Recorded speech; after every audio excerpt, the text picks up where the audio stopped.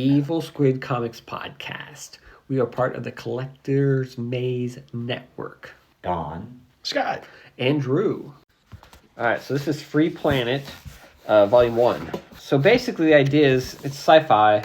There's like a planet that has some kind of precious resource, and they're like under the heel of like the Galactic Empire, but they've revolted. They revolution. So they're free. They've like fought against totally free the Empire against and the Empire a revolution. And it starts with the revolution being over, and they have like a new president. Was it televised? I believe probably. it was. I think it was. Yeah. And they have a new president, and he's kind of like the revolutionary hero, but he puts together like a team of like almost like a super team to like the Freedom Guard is what they're called. Like really, a council, but they're like a superhero team. They're like the Justice League or something, protecting this planet from going forward or whatever. Well, and to try to set up what is the planet going to do, going forward with the newfound freedom, and how do they really...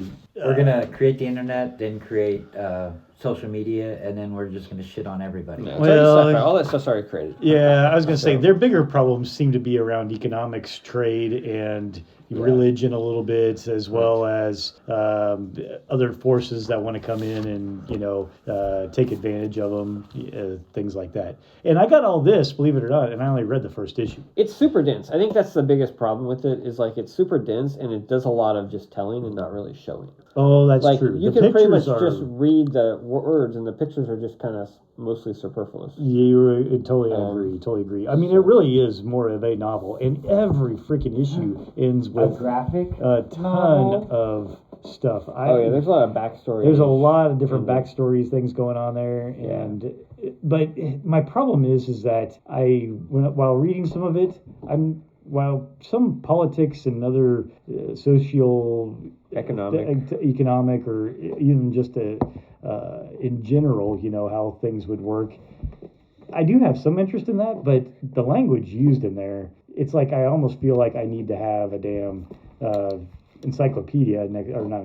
dictionary next to me, or be looking up everything, or go back to freaking school and just take a goddamn class on some of this stuff, because I feel like it's like a bunch of college students sitting here having a philosophy debate about politics and religion and everything else as I'm going through it, and it is not the language I would use in a normal conversation, let's put it that way.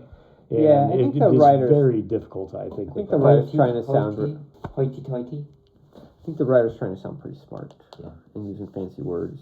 And he's doing it in a very dense, very exposition way. And there's some cool character designs in it, and the art's not bad, but you don't really get to enjoy any of that because it's just kind of, bogged down by this narrative that, like I said, not a lot happens. There's a lot of words, but not a lot of narrative really happens in each issue. And so, I mean, it could be... And I realize what he's trying to do. He's trying to be super intellectual, like this is...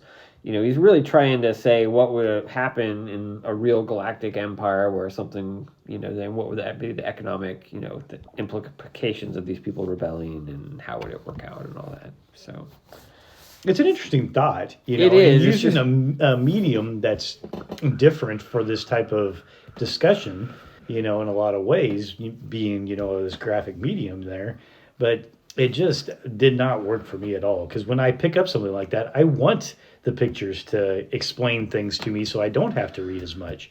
And in this case, it does not. I mean, and the words in general, like I say, just kind of bored me.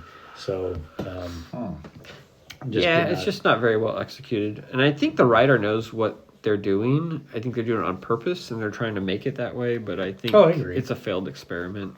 I don't know who the audience is, but it's not your casual reader for sure. And I like stuff that's kind of weird anyway, but it's really not. I don't feel like it's really working for me either. Yeah. So.